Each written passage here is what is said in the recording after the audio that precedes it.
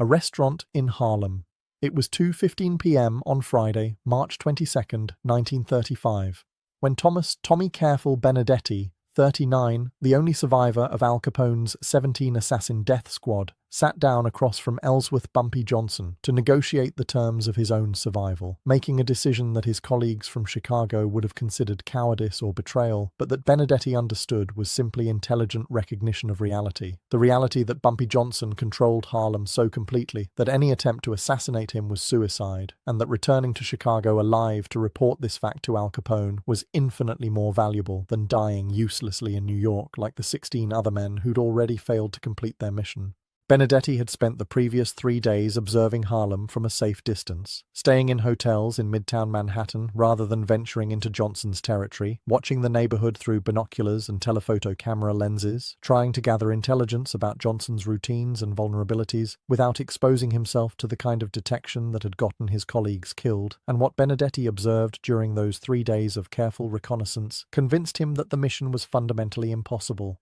Every block in Harlem seemed to have people who were watching for strangers, reporting suspicious activities, functioning as an early warning system that gave Johnson advance notice about any potential threats long before those threats could actually materialize into danger. Johnson moved through the neighborhood with an ease and confidence that suggested he had no fear of assassination, despite knowing that Chicago had sent multiple killers to murder him. Appearing in public frequently, conducting business openly, behaving like a man who controlled his environment so completely that outside threats were merely inconveniences to be dealt with through superior intelligence and overwhelming violence, rather than genuine risks that required hiding or defensive preparations. So Benedetti made the decision that would save his life and that would provide Al Capone with information that no dead assassin could deliver, the decision to make contact with Bumpy Johnson through intermediaries and to request a meeting where they could discuss a matter of mutual benefit.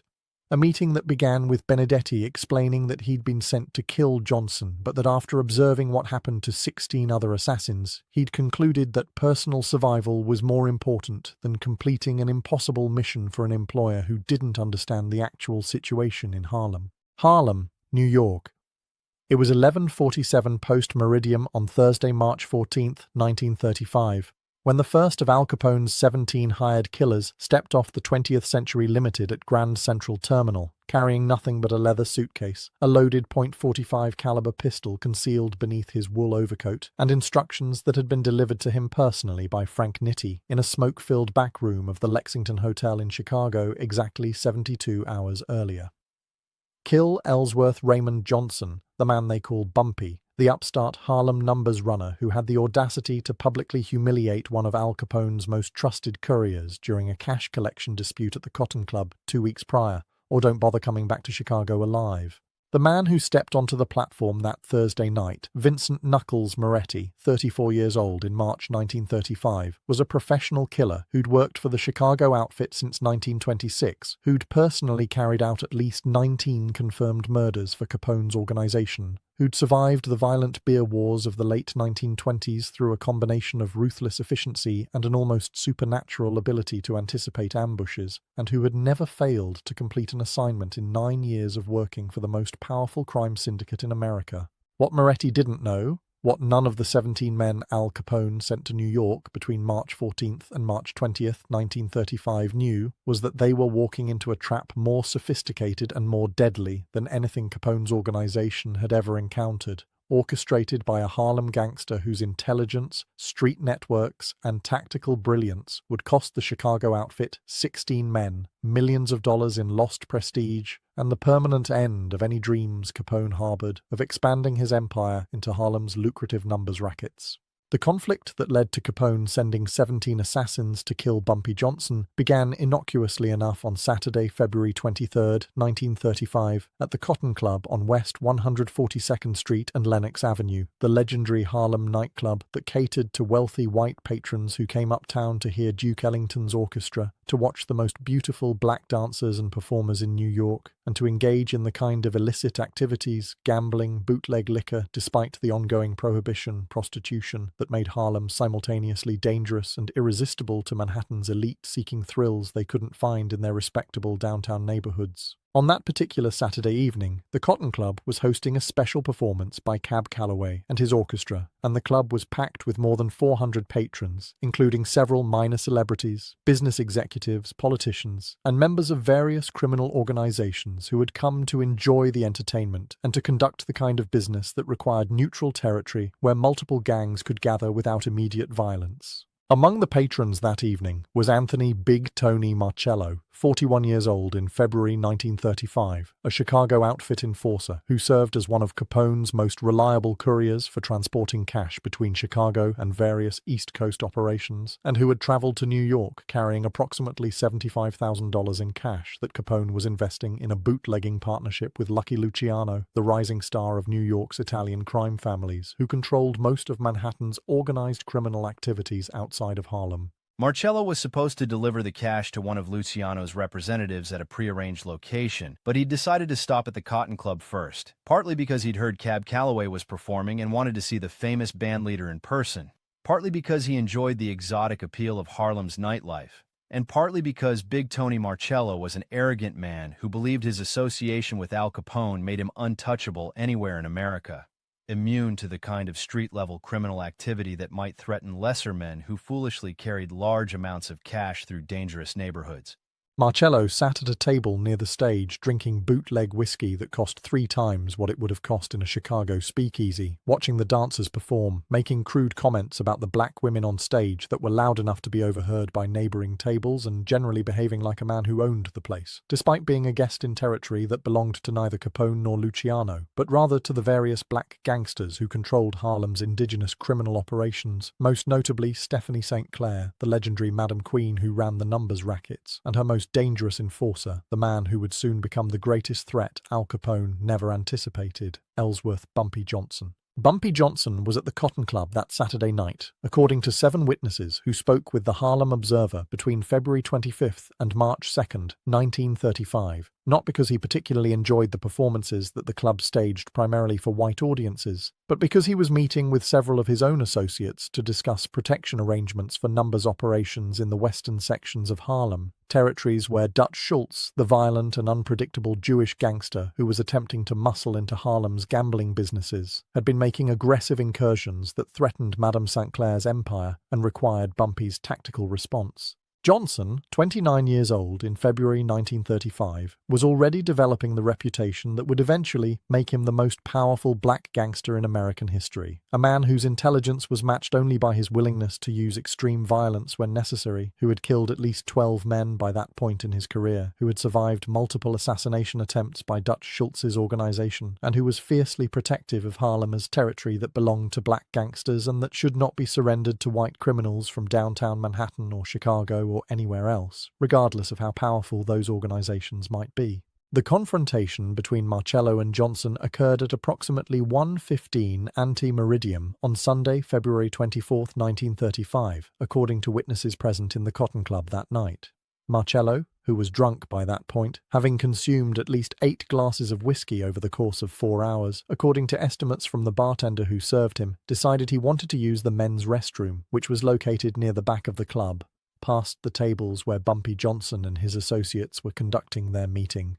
As Marcello walked toward the restroom, his gait unsteady from alcohol consumption, he accidentally bumped into the back of the chair where William "Bub" Hewlett, 38 years old in February 1935, one of Bumpy's most trusted lieutenants and a notorious street fighter who had been working with Johnson since the late 1920s, was sitting. The collision was minor, barely enough to jostle Hewlett's chair, but Marcello, instead of apologizing or simply continuing to the restroom, made a comment that witnesses described as both racist and deliberately provocative. "Watch where you put your chair," he reportedly said, his voice loud enough to be heard by everyone at nearby tables. "This ain't your club, it's white folks' club, and you colored boys are just the entertainment. You should show more respect to your betters." According to Rebecca Hartford, 42 years old in February 1935, a Cotton Club waitress who witnessed the confrontation and who spoke with the Observer on February 25th, the atmosphere at Bumpy Johnson's table changed instantly from casual business discussion to deadly tension. Hewlett stood up, his hand moving toward the knife he always carried, but before he could respond to Marcello's insult, Bumpy put a hand on Hewlett's arm and said, in a voice that witnesses described as calm and almost friendly, despite the underlying menace everyone present could detect, Let me handle this." Bumpy then addressed Marcello directly, with elaborate politeness that made the insult he was about to deliver even more cutting. "Sir, I believe you're confused about where you are. This is Harlem, not Chicago. And in Harlem, we don't tolerate disrespect from visitors, especially drunk visitors who don't know enough to mind their manners when they're in someone else's territory. I suggest you apologize to my friend, finish your business here, and catch the next train back to whatever sewer you crawled out of." What happened next, according to multiple witnesses, was a display of arrogance and stupidity that would ultimately cost Marcello his life, cost Al Capone 16 of his best men, and permanently end any chance of the Chicago outfit expanding operations into Harlem. Marcello, apparently not recognizing Bumpy Johnson, apparently not understanding the danger he was in, apparently believing that his association with Capone made him immune to consequences in any American city, laughed in Bumpy's face and said, "According to witnesses, you threatening me? You know who I work for? I work for Al Capone, the most powerful man in America. He owns half of Chicago. He's got judges and cops and politicians in his pocket. He's killed more men than you've probably even met. You're just some Harlem street punk running numbers for colored folks. If Al Capone wanted this whole neighborhood shut down tomorrow, he could make it happen with one phone call. So why don't you sit down, keep your mouth shut, and be grateful I don't have my boss send some real gangsters up here to teach you people your place?" The silence that followed Marcello's statement was, according to witnesses, absolute and terrifying.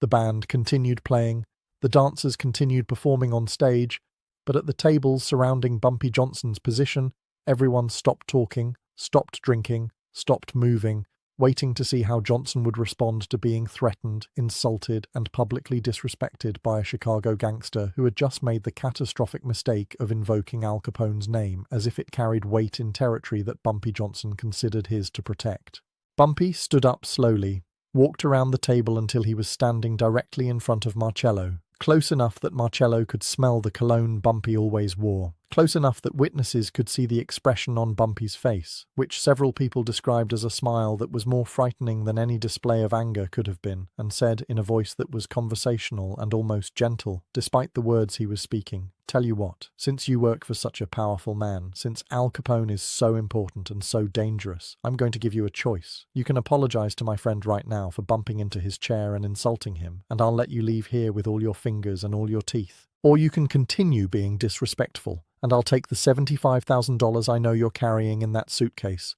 the money you're supposed to deliver to Lucky Luciano's people tonight, and I'll send it back to Al Capone with a message explaining that Harlem isn't Chicago, and that if he wants to do business in New York, he needs to teach his people how to show respect to the local operators." How Bumpy knew about the cash Marcello was carrying, how Bumpy knew about the deal between Capone and Luciano,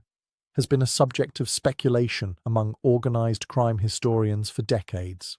According to Theodore Green, the Harlem attorney who later represented Johnson in various legal matters and who spoke with the Observer on March 18, 1935, Bumpy maintained an intelligence network throughout New York that rivaled anything the police or the federal government had developed. Bumpy had sources in every major hotel, every major nightclub, every train station, every important location where gangsters might gather or conduct business. When Big Tony Marcello checked into the Teresa Hotel on January 22nd, carrying a heavy suitcase and asking questions about how to get to the Cotton Club, Bumpy's network reported it within hours. When Marcello met with one of Luciano's representatives at a restaurant on January 23rd to confirm the delivery schedule, Bumpy's sources overheard the conversation and reported the details. By the time Marcello walked into the Cotton Club on February 23rd, Bumpy already knew who he was, how much money he was carrying, who he worked for, what his business in New York involved, and most importantly, how arrogant and careless Marcello was,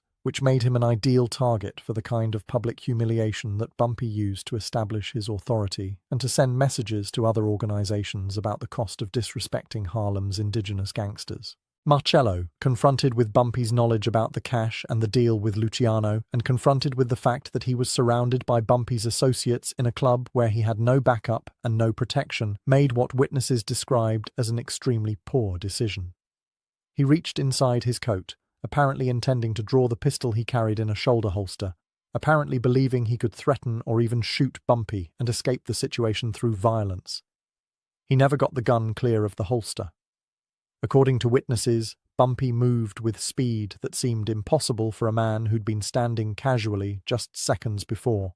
grabbed Marcello's wrist before the gun was fully drawn, twisted Marcello's arm behind his back with enough force that witnesses heard bones crack, and simultaneously kicked Marcello's legs out from under him, sending the Chicago enforcer crashing face-first onto the Cotton Club's polished wooden floor. The entire sequence, from Marcello reaching for his gun to Marcello lying on the floor with a broken wrist and a shattered nose, took less than 3 seconds, according to witnesses who watched the confrontation unfold. What happened next, according to multiple witnesses who spoke with the Observer in the days following the incident, was a display of calculated humiliation that demonstrated Bumpy Johnson's understanding that power in the criminal underworld wasn't just about violence, but about perception, reputation, and the willingness to publicly destroy anyone who challenged your authority in ways that other gangsters would hear about and remember.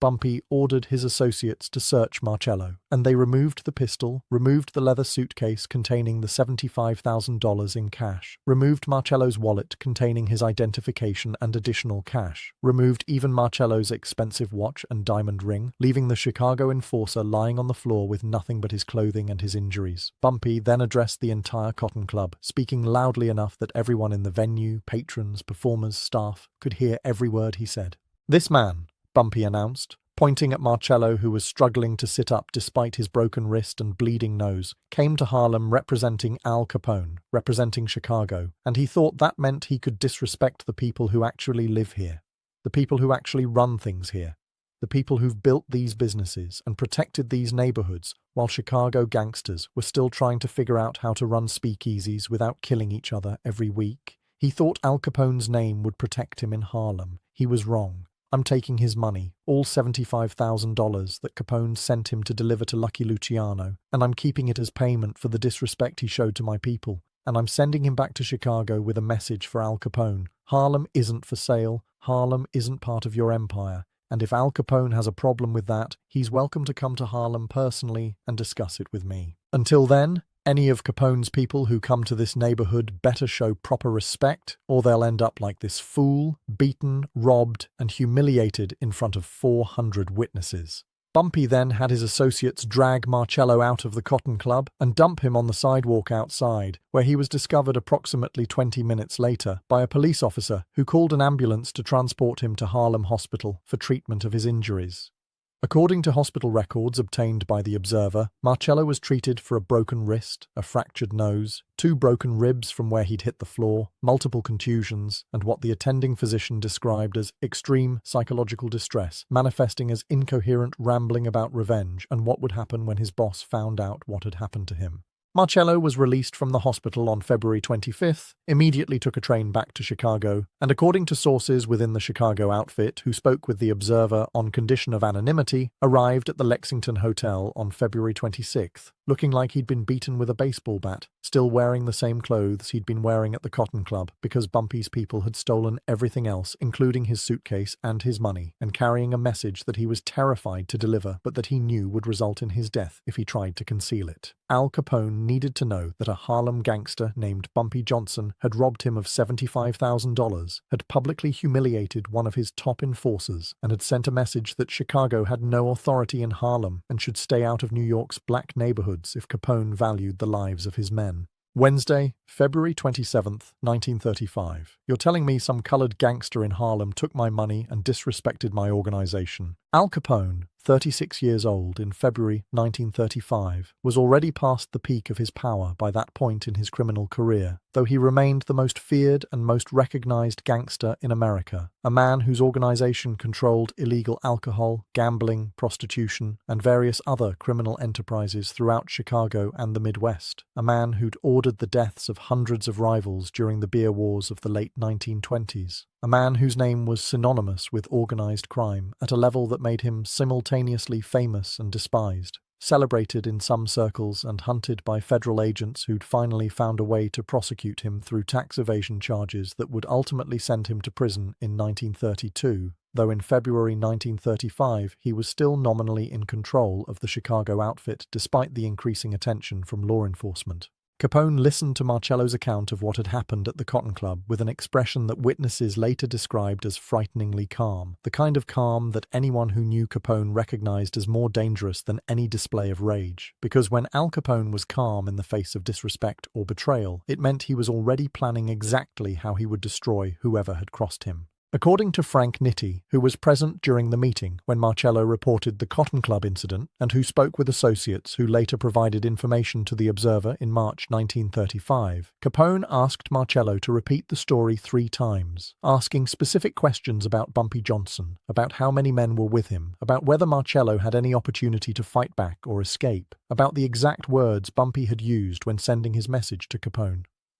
When Marcello finished his 3rd recounting of the incident, Capone dismissed him from the office, then turned to Nitti and the other senior members of the Chicago outfit who were present and said, according to multiple sources, this Harlem gangster, this Bumpy Johnson, just made the biggest mistake of his life. Nobody robs Al Capone. Nobody disrespects the Chicago outfit. Nobody sends me messages telling me I don't have authority in any American city. I don't care if he's in Harlem or Timbuktu, I'm going to send a message back that'll make every gangster in America understand what happens when you steal from me. I want Johnson dead. I want him killed in a way that's public and brutal enough that every other upstart criminal in every other city knows better than to even think about crossing Al Capone. The decision to send not one assassin, not a small team, but 17 separate killers to murder Bumpy Johnson was, according to organized crime historians who later studied the incident, both a demonstration of how seriously Capone took the disrespect and a catastrophic miscalculation based on Capone's fundamental misunderstanding of Harlem, of Bumpy Johnson's capabilities, and of the territorial advantages that Johnson possessed in his home neighborhood that would nullify every advantage Capone's organization normally enjoyed through superior numbers and firepower. Capone, according to sources who spoke with the Observer, believed that sending 17 professional killers to Harlem over the course of 1 week would guarantee Johnson's death through sheer probability. Even if Johnson managed to kill or evade the first few assassins, Capone reasoned, eventually one of them would get lucky, would catch Johnson off guard, would complete the assignment, and restore Capone's reputation. What Capone failed to understand, what none of his advisors apparently explained to him because few people in Chicago understood the unique nature of Harlem's criminal landscape in 1935, was that Bumpy Johnson wasn't a typical gangster who could be ambushed in a vulnerable moment. Johnson was protected by an entire community of people who saw him as a defender against outside criminal organizations, who would warn him about suspicious white men asking questions about his whereabouts, who would report to Johnson's network the moment any of Capone's assassins arrived in Harlem, giving Johnson advance warning and the opportunity to prepare responses that would turn each assassination attempt into an opportunity to destroy Capone's men and to reinforce Johnson's reputation as someone who could outsmart and outfight the most powerful crime organization in America. The 17 men Capone selected to kill Bumpy Johnson were, according to Chicago outfit records that later became available to historians, among the most experienced and successful assassins in Capone's organization, men who had collectively killed more than 100 people in the service of Chicago's criminal empire, men who had survived the violent beer wars and the brutal internal conflicts that had characterized organized crime in Chicago throughout the 1920s and early 30s. The men were sent to New York in small groups, arriving on different trains on different days between March 14th and March 20th, 1935, each man traveling under a false name, each man carrying different weapons ranging from pistols to shotguns to knives to even brass knuckles for close-quarters combat, each man having been briefed separately by Frank Nitti about Bumpy Johnson's appearance, known associates, favorite locations and behavioral patterns that Capone's intelligence network had gathered through sources in New York, though, as events would prove, Capone's intelligence was both outdated and incomplete compared to the real-time information Johnson's own network provided about every movement the Chicago assassins made from the moment they arrived in New York. Vincent Knuckles Moretti was the first to arrive, stepping off the 20th Century Limited at Grand Central Terminal at 11:47 post-meridium on Thursday, March 14th, 1935, carrying his leather suitcase and his loaded pistol and his instructions from Frank Nitti, completely unaware that within 47 minutes of his arrival in New York, Bumpy Johnson already knew he was in the city, knew which hotel he'd checked into, the Teresa Hotel on 7th Avenue, knew that he'd asked the desk clerk about about locations where a man might find Ellsworth Johnson for a business discussion, and knew that Moretti was almost certainly one of multiple assassins Capone would be sending in response to the Cotton Club humiliation. According to William "Bub" Hewlett, who spoke with The Observer on March 28, 1935, Bumpy received the first report about Moretti's arrival at approximately 12:30 ante-meridiem on Friday, March 15th, from a porter at Grand Central Terminal who'd been on Johnson's payroll for 6 years and who reported any suspicious characters asking questions about Harlem or about specific individuals in the neighborhood. The porter described a white man in his 30s, well-dressed but nervous, carrying himself like a professional criminal rather than a tourist or businessman, asking about how to get to Harlem and whether the porter knew anything about a man called Bumpy Johnson. The porter gave Moretti directions to the Teresa Hotel, wished him well, and immediately called a phone number that connected him to one of Bumpy's associates, reporting the suspicious inquiry and providing a physical description of the man who'd been asking questions. By 1:30 ante-meridiem on March 15th, Bumpy had assembled 8 of his most trusted men at his office above a grocery store on Lenox Avenue, had reviewed the information about Moretti's arrival, and had developed a plan for dealing with what he correctly assumed would be the first of multiple assassination attempts sent by Al Capone. Bumpy's plan, according to associates who were present during the planning session, was brilliant in its simplicity and its psychological impact. Instead of hiding from Capone's assassins, instead of trying to avoid locations where they might find him, Bumpy decided to actively hunt each assassin as they arrived in Harlem, using his superior knowledge of the neighborhood and his extensive network of informants to locate them before they could locate him, and then to kill them in ways that would send clear messages back to Capone about the futility of trying to assassinate someone in their home territory, where every resident, every business owner, every street corner hustler was a potential source of intelligence and early warning. The death of Vincent Moretti occurred at approximately 4:15 ante-meridiem on Friday, March 15, 1935, less than 5 hours after he arrived in New York, in an alley behind the Teresa Hotel, where Moretti had been lured by one of Bumpy's associates pretending to be a prostitute offering services. According to witnesses who discovered the body later that morning, Moretti had been shot once in the back of the head at close range, execution style, and had been stripped of all identification, all weapons, and all money, leaving nothing that would help police identify him or connect him to the Chicago outfit or to the broader conflict between Capone and Johnson. The body was discovered at approximately 7:20 ante-meridiem by a hotel porter who reported the murder to police, triggering a homicide investigation that went nowhere because nobody in Harlem admitted to knowing anything about who the dead white man was or why he'd been killed in that particular alley. According to Theodore Green, Bumpy made sure the body would be discovered in a location where police would investigate, because Johnson wanted Capone to eventually learn that his assassins were dying, but Johnson didn't want to make it too easy or too obvious, preferring instead to let Capone gradually realize that every man sent to kill Bumpy Johnson was vanishing in Harlem without a trace, creating psychological pressure and uncertainty that would be more damaging to Capone's reputation than any single act of violence could achieve. The second and third assassins arrived together on Friday evening, March 15, 1935. James "Jimmy the Knife" DeMarco, 40 years old, and Patrick "Paddy Fists" O'Brien, 37 years old, both experienced Chicago enforcers who'd worked together for Capone since the late 1920s, checked into a boarding house on 135th Street at approximately 8:30 post-meridiem, asking the landlady if she knew where they might find a man named Bumpy Johnson, explaining that they were businessmen from Chicago, interested in discussing potential opportunities with Mr. Johnson, a story that the landlady pretended to believe while mentally composing the phone call she would make to one of Johnson's associates within minutes of the two men heading upstairs to their room. DeMarco and O'Brien were experienced enough to take precautions, according to later analysis by organized crime historians. They didn't sleep in the same room they'd rented, instead taking positions in a vacant room across the hall where they could watch the door to their official room and ambush anyone who tried to attack them during the night. They took turns sleeping so that one of them would always be awake and alert. They positioned their weapons, a shotgun and 2 pistols, within easy reach. They did everything professional assassins were supposed to do to protect themselves in unfamiliar territory while waiting for an opportunity to locate and kill their target. What DeMarco and O'Brien didn't account for, what they couldn't have accounted for given their lack of familiarity with Harlem and with Bumpy Johnson's methods, was that Johnson had no intention of attacking them in the boarding house. According to Hewlett, Bumpy's philosophy was never to fight on ground the enemy had prepared, never to attack when the enemy expected attack, and never to take unnecessary risks when patience and superior intelligence could create opportunities for easy kills that required minimal exposure. Bumpy knew where DeMarco and O'Brien were staying. Bumpy knew they were watching their room.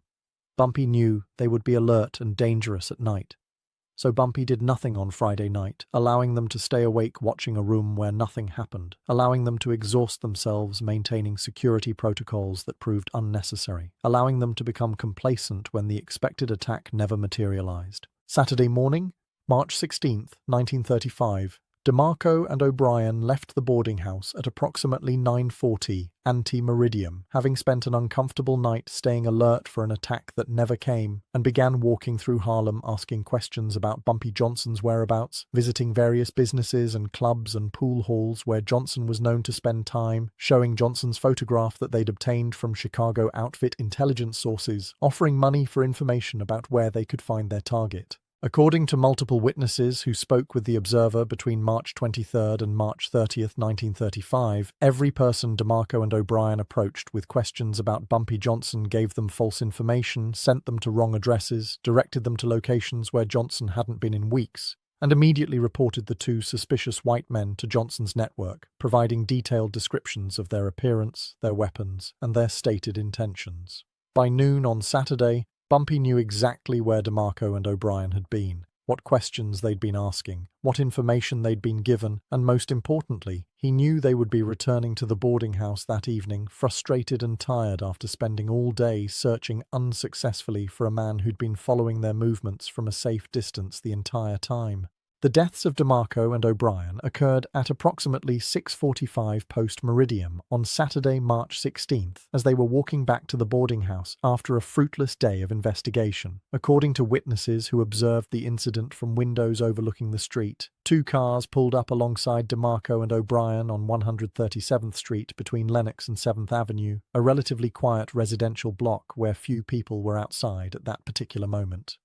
Men emerged from both cars, at least 6 men total according to witnesses, armed with shotguns and pistols, and opened fire on DeMarco and O'Brien at close range before the Chicago assassins could draw their own weapons or run for cover. The shooting lasted approximately 15 seconds, during which witnesses estimated that at least 30 shots were fired, leaving both DeMarco and O'Brien dead on the sidewalk, their bodies riddled with bullet wounds, their weapons still holstered, their money and identification taken by Johnson's men, who searched the bodies quickly before getting back into the cars and driving away before police could respond to reports of gunfire. The double murder on 137th Street created a major police investigation, but as with the Moretti killing, nobody in Harlem admitted to seeing anything useful. Nobody could identify the shooters, nobody wanted to cooperate with police investigating the deaths of 2 white men who'd been walking around the neighborhood all day, asking questions that made it obvious they were criminals from out of town looking for someone to kill. The police investigation stalled within days,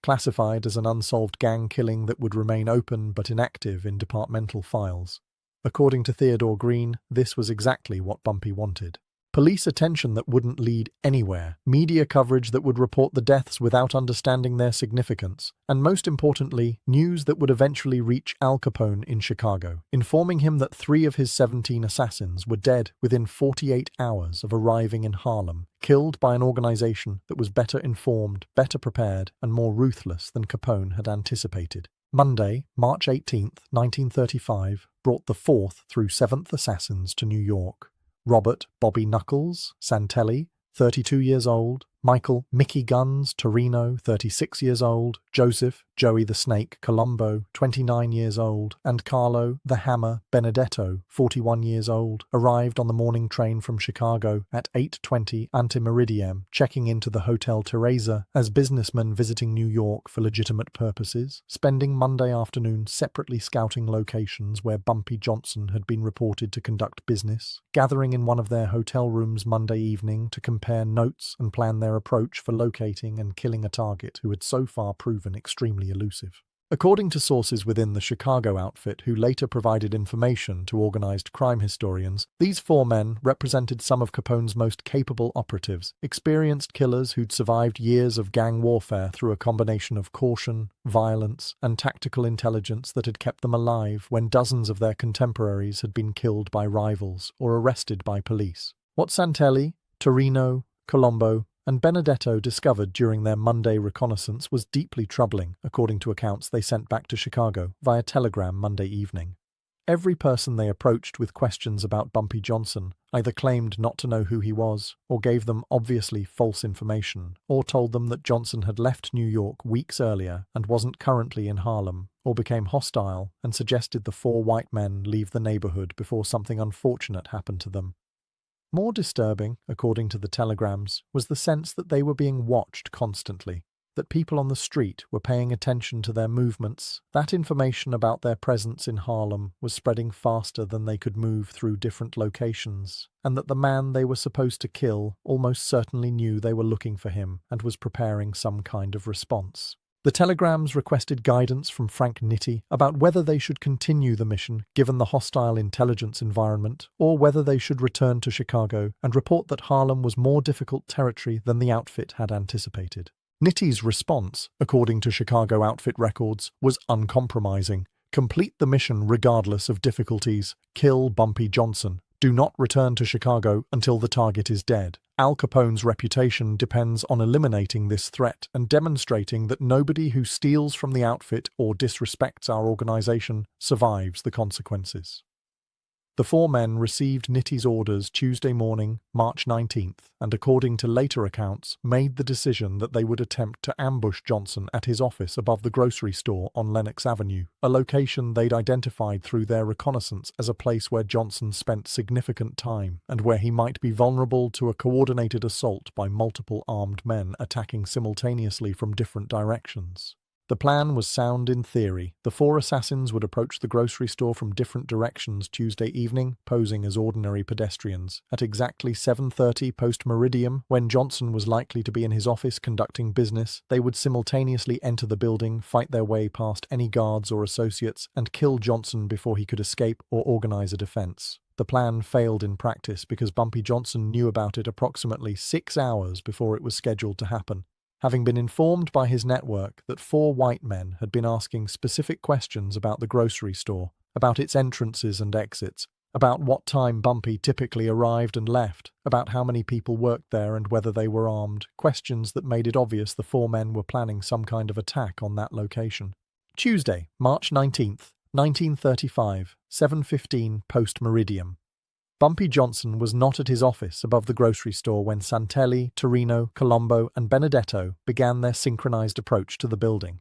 Instead, he was 3 blocks away with 12 of his most dangerous enforcers, watching through binoculars as the 4 Chicago assassins moved into position around the grocery store, communicating through hand signals as they prepared to enter the building and kill a target who wasn't there but who knew exactly where they were. At 7:31 post-meridium, approximately 60 seconds after the 4 assassins entered the grocery store building and discovered that Bumpy's office was empty, that the entire second floor was empty except for some furniture and business records, that they'd walked into what was obviously a trap, Bumpy's men surrounded the building, blocking all exits, and began shooting through the windows with such overwhelming firepower that the 4 Chicago killers had no opportunity to escape or fight back effectively. According to witnesses who observed the assault from nearby buildings, the shooting lasted approximately 4 minutes, during which Bumpy's men fired hundreds of rounds into the grocery store building, using not just pistols but also shotguns, and even a Thompson submachine gun that one of Johnson's associates had acquired specifically for this operation, creating a level of violence that was shocking even for Harlem in 1935, where gang shootings were relatively common, but usually involved a few shots rather than sustained automatic weapons fire.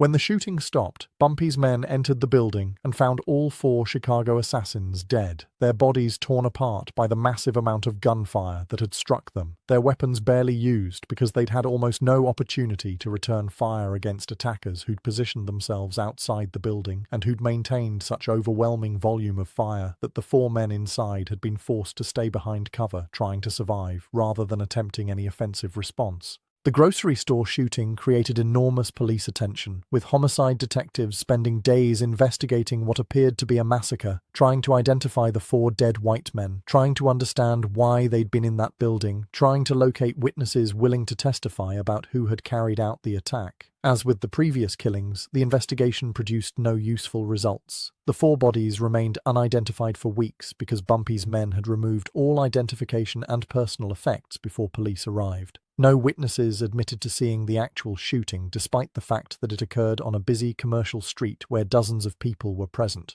The weapons used in the attack vanished into Harlem's underground networks, never to be recovered by authorities. The police investigation eventually concluded that the 4 unidentified men had been involved in some kind of criminal enterprise that led to their execution by unknown assailants, a conclusion that was accurate but completely unhelpful for actually solving the murders or identifying who was responsible. By Wednesday, March 20th, 1935, 7 of Al Capone's 17 assassins were dead, killed within 6 days of arriving in Harlem by an organization that had demonstrated both superior intelligence capabilities and the tactical sophistication to turn every assassination attempt into an opportunity to kill the would-be killers.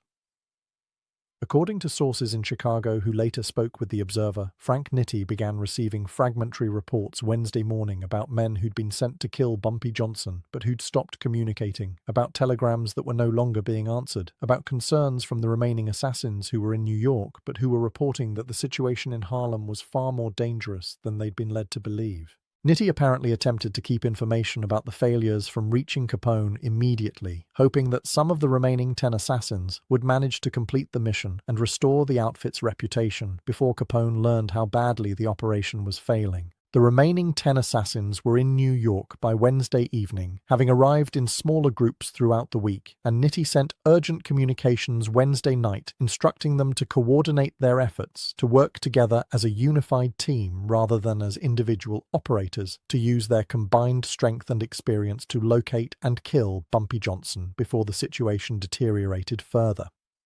The 10 men, according to later accounts, met at a warehouse on the Lower East Side that was controlled by associates of Lucky Luciano, who were sympathetic to the Chicago outfit's desire to eliminate Johnson, despite the fact that Luciano himself had reached an accommodation with Johnson after Dutch Schultz's death and preferred to maintain stable relationships with Harlem's indigenous criminal operators rather than starting new wars. The 10 remaining assassins were, according to Chicago outfit records, Antonio "Tony the Blade" Ricci, 38 years old, an expert with knives who'd killed at least 15 men in close-quarters combat; Charles "Charlie" Boxcar Morgan, 42 years old, a former railroad worker who'd become one of Capone's most reliable enforcers for dealing with labor disputes; Giovanni "Johnny the Hammer" Rossini, 33 years old, a brutal killer known for using hammers and blunt instruments to beat victims to death; Marco the Mauler Bellini, 39 years old, a massive man who stood 6 feet 4 inches tall and weighed over 260 pounds, skilled in bare-handed fighting and known for crushing opponents with his physical strength;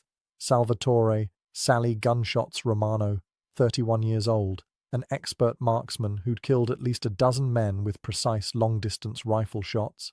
Edward Eddie the Torch Gallagher, 35 years old, an arson specialist, who'd burned down buildings and killed people by trapping them in structures he'd set ablaze; Francis Frankie Bones Morello, 40 years old, a sadistic torturer who enjoyed inflicting pain and who'd been involved in numerous kidnappings and executions; Leonard Lenny the Ape Caruso, 37 years old, another physically imposing enforcer known for extreme brutality; Vincent Vinny Deadeye Scarpetti, 34 years old, a calm and methodical killer who approached murder as a professional craft requiring precision and planning; and Albert Albie the Rat DeLuca, 29 years old, the youngest of the group but also one of the most vicious, having killed his first man at age 17 and having murdered at least 20 people by age 29. These 10 men represented, according to organized crime historians, approximately 1% of the Chicago outfit's total enforcement capacity, but a much higher percentage of its most experienced and dangerous killers, men who'd survived years of gang warfare during Chicago's most violent period, men who Capone believed could accomplish together what 7 individual assassins or small groups had failed to accomplish separately. The plan the 10 men developed Wednesday night was to ambush Bumpy Johnson at the Cotton Club on Thursday evening, March 21st, using information that Johnson frequently visited the club on Thursday nights to collect protection payments and to meet with various associates. The 10 assassins would position themselves throughout the Cotton Club, pretending to be ordinary patrons enjoying the entertainment, and would wait for Johnson to arrive. Once Johnson was inside and distracted by whatever business he was conducting, the 10 men would simultaneously draw their weapons and kill Johnson, along with anyone who tried to protect him, overwhelming any resistance through sheer firepower and numbers. What the 10 Chicago assassins didn't know, what they couldn't have known because the information was kept secret until years later, was that Bumpy Johnson's network had penetrated the warehouse meeting on Wednesday night through an informant who was present during the planning session, who listened to the entire strategy discussion, and who reported every detail to Johnson within 2 hours of the meeting concluding. By Thursday morning, March 21st, Bumpy knew that 10 assassins were planning to attack him at the Cotton Club that evening, knew what time they would arrive, knew that they planned to position themselves throughout the venue, and knew that they intended to kill him through overwhelming firepower. Armed with this information, Johnson developed what associates later described as the most audacious and psychologically devastating response of the entire conflict with the Chicago outfit. Thursday, March 21st, 1935, 8:45 post-meridium. The Cotton Club was crowded with approximately 300 patrons enjoying performances by Duke Ellington's orchestra, completely unaware that 10 Chicago assassins were scattered throughout the venue, sitting at different tables, standing at the bar, positioned near exits, all watching the entrance and waiting for Bumpy Johnson to arrive so they could kill him in the most public and violent display possible. At 8:53 post-meridium, the lights in the Cotton Club suddenly went dark, plunging the venue into complete blackness, cutting off Duke Ellington's performance mid-song, triggering confusion and alarm among patrons who couldn't understand what had happened to the electricity. In the darkness, according to witnesses who survived what happened next, gunshots erupted throughout the Cotton Club, muzzle flashes creating brief moments of illumination that revealed scenes of chaos and violence as Bumpy Johnson's men, who had been positioned throughout the venue disguised as waiters, bartenders, and musicians, opened fire on the 10 Chicago assassins whose positions had been identified earlier in the day through Johnson's intelligence network. The shooting in the dark lasted approximately 90 seconds, during which more than 200 rounds were fired according to later police estimates based on bullet holes and recovered casings, creating panic among innocent patrons who dove under tables or ran toward exits trying to escape the gunfire without understanding who was shooting at whom or why the Cotton Club had suddenly become a battlefield. When the lights came back on at 8:56 post-meridium, controlled by one of Bumpy's associates who'd cut the power deliberately to create cover for the ambush, the Cotton Club was a scene of absolute carnage. All 10 Chicago assassins were dead or dying, their bodies sprawled across tables, slumped against walls, collapsed on the dance floor, riddled with bullet wounds from the concentrated fire that Bumpy's men had directed at them during the 90-second blackout. Several innocent patrons had been wounded by stray bullets, though miraculously nobody except the 10 intended targets had been killed, a fact that witnesses attributed to Bumpy's insistence that his men focus their fire only on the Chicago killers and avoid shooting randomly into crowds despite the darkness and confusion. Bumpy Johnson himself, according to witnesses, had not been in the Cotton Club when the shooting started. He'd been outside on the street, watching the entrance, waiting to see if the 10 assassins would actually attempt their planned attack, and he entered the venue only after the shooting had stopped, walking calmly through the chaos of wounded patrons, screaming, police sirens approaching, bodies bleeding on the floor, appearing completely composed despite the violence that had just occurred in a space where he'd been expected to die. According to Rebecca Hartford, the Cotton Club waitress who'd witnessed the original confrontation between Bumpy and Big Tony Marcello, Bumpy surveyed the dead Chicago assassins with no visible emotion, then addressed the Cotton Club staff and the remaining conscious patrons with a brief statement. "These men came from Chicago to kill me because I embarrassed Al Capone and took his money. They failed. Any other men Capone sends will fail. Harlem protects its own, and nobody from Chicago or anywhere else can operate here without my permission. Anyone who was injured tonight will have their medical expenses paid by my organization. Anyone who saw what happened tonight would be wise to forget the details when police ask questions, because the men who did this shooting work for me, and I protect the people who protect me." By Thursday midnight, March 21st, 1935, 16 of Al Capone's 17 assassins were dead, killed over the course of 1 week in a series of ambushes, shootouts, and coordinated attacks that demonstrated Bumpy Johnson's complete dominance of Harlem's criminal landscape and his ability to destroy any threat regardless of how powerful or experienced the attacking organization might be. The 17th assassin, according to accounts that emerged later, never attempted to kill Bumpy Johnson at all, having witnessed enough of what happened to his colleagues to understand that the mission was impossible and that returning to Chicago alive was more important than dying for Al Capone's wounded pride. The 17th assassin was Tommy Careful Benedetti, 39 years old in March 1935, a Chicago outfit enforcer whose nickname derived from his reputation for cautious planning and his refusal to take unnecessary risks, traits that had kept him alive through years of gang warfare that had killed many of his less careful associates. Benedetti arrived in New York on Tuesday, March 19th, checked into a hotel in Midtown Manhattan rather than Harlem, and spent several days observing the neighborhood from a safe distance, trying to gather information about Bumpy Johnson's whereabouts and routines without exposing himself to the kind of detection that had gotten his colleagues killed. What Benedetti observed during his reconnaissance convinced him that the mission was suicidal, that Bumpy Johnson controlled Harlem so completely that any assassination attempt would be detected and neutralized before it could succeed, and that returning to Chicago and reporting this reality to Al Capone was preferable to dying uselessly in New York. According to sources who later spoke with organized crime historians, Benedetti made contact with Bumpy Johnson on Friday, March 22nd, through intermediaries, requesting a meeting to discuss a matter of mutual interest. The meeting occurred that afternoon at a restaurant in Harlem where Benedetti, according to witnesses, explained to Johnson that he'd been sent by Al Capone to kill him, but that after observing what had happened to 16 other assassins, Benedetti had decided that personal survival was more important than completing an impossible mission.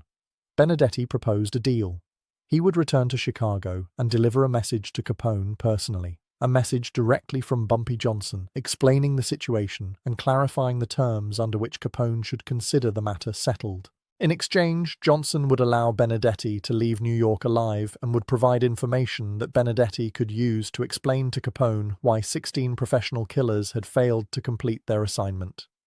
Bumpy Johnson, according to Theodore Green, who was present during the meeting, agreed to Benedetti's proposal, recognizing that having a survivor return to Chicago to deliver a personal message would be more effective at deterring future attacks than simply killing all 17 assassins and leaving Capone to wonder what had happened to them.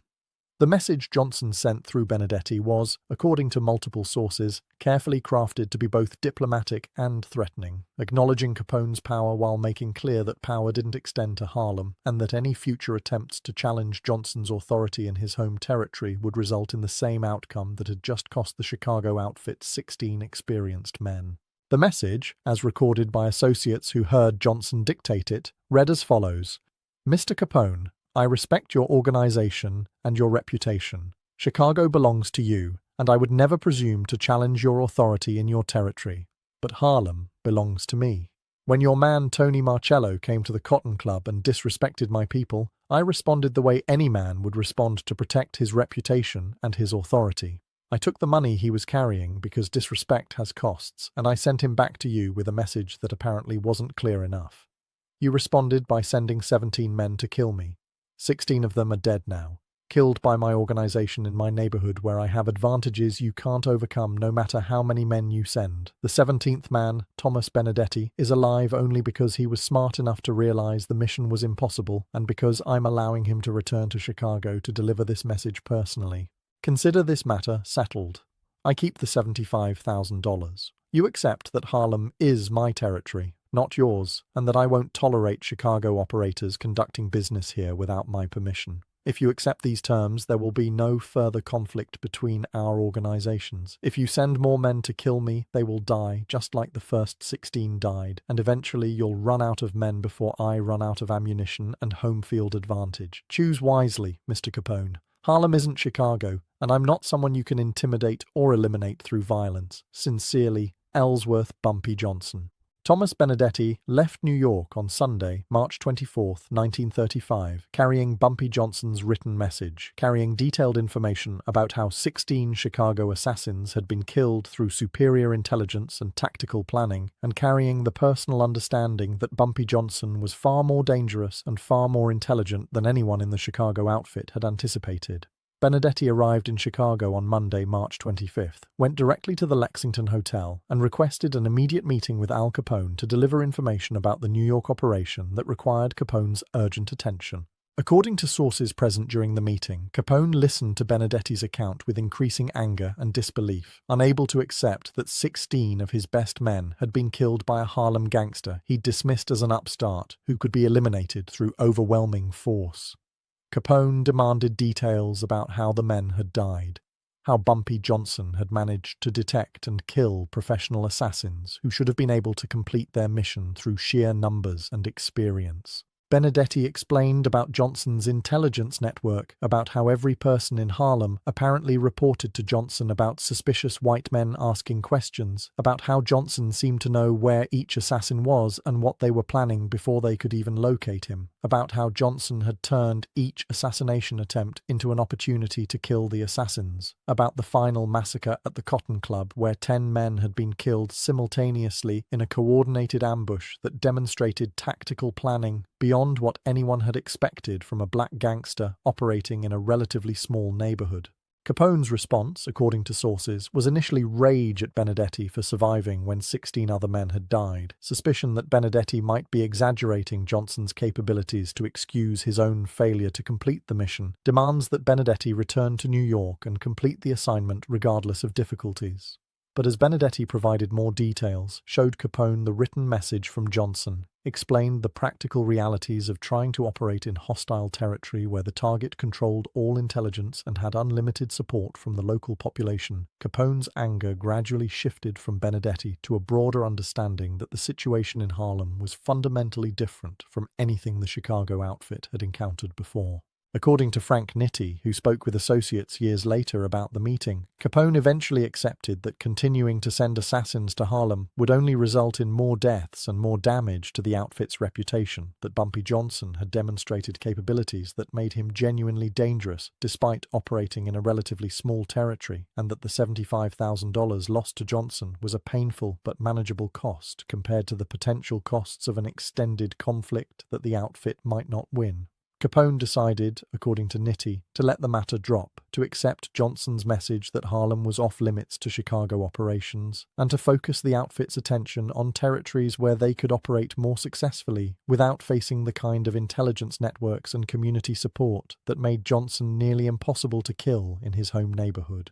The decision to end the conflict was never publicly announced, never formalized through any written agreement, but became apparent through the Chicago outfit's actions over the following weeks and months. No additional assassins were sent to kill Bumpy Johnson. No attempts were made to retaliate for the deaths of 16 Chicago enforcers. The $75,000 remained with Johnson, representing both a financial loss and a symbolic acknowledgement that Johnson had won the conflict and established his authority over Harlem in ways that even Al Capone had to respect. The Chicago outfit continued operating in various cities across America, but Harlem remained firmly under Bumpy Johnson's control, protected from outside criminal organizations through the combination of intelligence, violence, and community support that Johnson had demonstrated so effectively during the week when he destroyed Capone's assassination attempts. The long-term consequences of the failed assassination campaign were significant for both organizations. For Al Capone and the Chicago outfit, the loss of 16 experienced enforcers in a single week represented both a practical reduction in their operational capabilities and a psychological blow to their reputation as the most powerful criminal organization in America. Other criminal organizations, observing that Capone had failed to eliminate a Harlem gangster despite sending 17 assassins, became less intimidated by Chicago's threats and more willing to resist outfit expansion into their territories. Capone's image as an unstoppable force in American organized crime suffered permanent damage, contributing to the broader decline of his influence that culminated in his imprisonment for tax evasion in 1932 and his eventual death from syphilis-related complications in 1947. The 16 men who died in Harlem were replaced eventually, but the lesson of their deaths, that superior numbers and experience meant nothing against superior intelligence and home field advantage, was never forgotten within the outfit. For Bumpy Johnson, the successful defense against Capone's assassination attempts established his reputation as not just a dangerous local gangster, but as someone capable of outsmarting and outfighting the most powerful criminal organization in America. The story of how Johnson killed 16 Chicago assassins in 1 week spread throughout the American underworld, making Johnson's name known far beyond Harlem, creating a legend that would sustain his authority for decades, and that would make other criminal organizations extremely cautious about challenging him in his territory. Johnson used the $75,000 taken from Tony Marcello to expand his numbers operations, to strengthen his intelligence networks, and to provide benefits to the Harlem community that reinforced his position as both a criminal and a protector of black interests against outside exploitation. The Cotton Club Massacre, as the March 21st shooting became known in Harlem, created enormous police pressure to solve the murders of 10 unidentified white men who'd been killed in one of the neighborhood's most prominent entertainment venues. But, as with the previous killings of Chicago assassins, the investigation produced no useful results. Nobody admitted to witnessing the actual shooting, despite 300 people being present in the club when the lights went dark. Nobody could identify the gunman, despite the fact that they'd been working as Cotton Club employees for days leading up to the attack. No weapons were recovered, no witnesses were willing to testify. The investigation remained open for years, but never produced arrests or indictments, becoming another unsolved gang killing in a city where such murders were unfortunately common during the 1930s. According to Reverend James Mitchell, a Harlem minister who knew Bumpy Johnson personally and who spoke with The Observer in April 1935, the Cotton Club Massacre became a source of pride within the black community, not because of the violence itself, but because it demonstrated that black gangsters could defend their territory against white criminal organizations that had historically treated black neighborhoods as territories to be exploited without resistance. The fact that Bumpy had outsmarted Al Capone, had killed 16 Chicago enforcers, had sent a clear message that Harlem wasn't for sale, resonated with people who'd spent their lives being told that white power was absolute and unchallengeable. Bumpy became a folk hero, the man who stood up to Al Capone and won, the man who proved that intelligence and local knowledge could overcome superior resources when the fight was on home ground. Margaret Holbrook, the social observer who'd witnessed the original Cotton Club confrontation between Bumpy and Tony Marcello, offered a different perspective when interviewed by The Observer on April 3, 1935. The fact that Bumpy Johnson could kill 16 men in 1 week, could orchestrate the Cotton Club Massacre, could outsmart the Chicago outfit so completely, demonstrates both his brilliance and the fundamental lawlessness that characterized Harlem in the 1930s. The police couldn't protect anyone from organized crime. The federal government wasn't interested in protecting black neighborhoods from white criminals. So people like Bumpy filled the vacuum, protecting their communities through violence that was horrifying but arguably necessary given the alternatives. What happened in March 1935 wasn't something to celebrate, but it was something to study if we want to understand how organized crime actually works in neighborhoods where legitimate authority has failed or never existed in the first place. Thomas Benedetti, the sole survivor of Capone's 17 assassins, never returned to New York after delivering Bumpy Johnson's message to Al Capone in March 1935. According to Chicago outfit records, Benedetti continued working for the organization until his death in 1942 during an unrelated gang conflict, and he reportedly told associates that his decision to negotiate with Bumpy Johnson, rather than attempting to kill him, was the smartest choice he ever made, because Johnson would certainly have killed him just as efficiently as Johnson had killed the other 16 men if Benedetti had been foolish enough to try completing the impossible mission. The final accounting of the conflict between Al Capone and Bumpy Johnson, as recorded by organized crime historians who later studied the incident, was devastatingly one-sided. Chicago sent 17 assassins to Harlem. 16 were killed within 1 week. One survived only by negotiating surrender. Chicago lost $75,000 that was never recovered. Chicago's reputation as an unstoppable criminal organization was permanently damaged. Harlem remained under Bumpy Johnson's control without interruption. Johnson's reputation was enhanced throughout the American underworld. The only winner was Johnson, who demonstrated that Harlem couldn't be conquered by outside organizations regardless of their power or resources elsewhere. The story of Al Capone's failed assassination campaign against Bumpy Johnson became one of the most discussed incidents in organized crime history, studied by historians as an example of how territorial conflicts between criminal organizations could be decided not by superior firepower, but by superior intelligence, local knowledge, and the support of a community that viewed one side as protectors and the other side as invaders.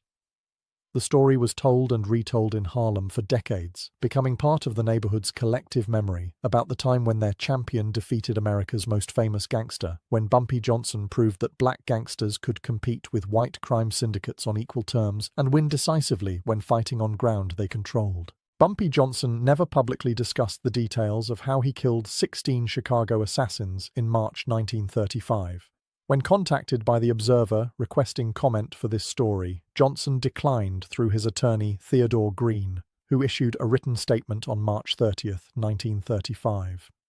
Mr. Johnson has no knowledge of any conflict with Chicago criminal organizations. Mr. Johnson is a Harlem businessman who focuses on legitimate enterprises and who has no involvement in violence or illegal activities. If criminals from Chicago or elsewhere have experienced difficulties while visiting New York, Mr. Johnson suggests they discuss their problems with appropriate law enforcement authorities rather than making unfounded allegations against respected members of the Harlem community. Mr. Johnson supports peaceful resolution of all conflicts and believes that people from different cities should treat each other with mutual respect when conducting business in unfamiliar territories. But among Johnson's associates, friends, and the broader Harlem community, there was no ambiguity about what had happened or why it mattered. Al Capone sent 17 killers to murder Bumpy Johnson in March 1935. 16 died within 1 week, killed by an organization that was smarter, better informed, and more ruthless than Capone had anticipated. One survivor returned to Chicago carrying Bumpy's message that Harlem wasn't for sale and wasn't part of any criminal empire except the one that Harlem's own gangsters had built through decades of fighting for control of their neighborhood. The message was received, understood, and never challenged again by the Chicago outfit or by any other outside organization that considered trying to operate in Harlem without Bumpy Johnson's permission.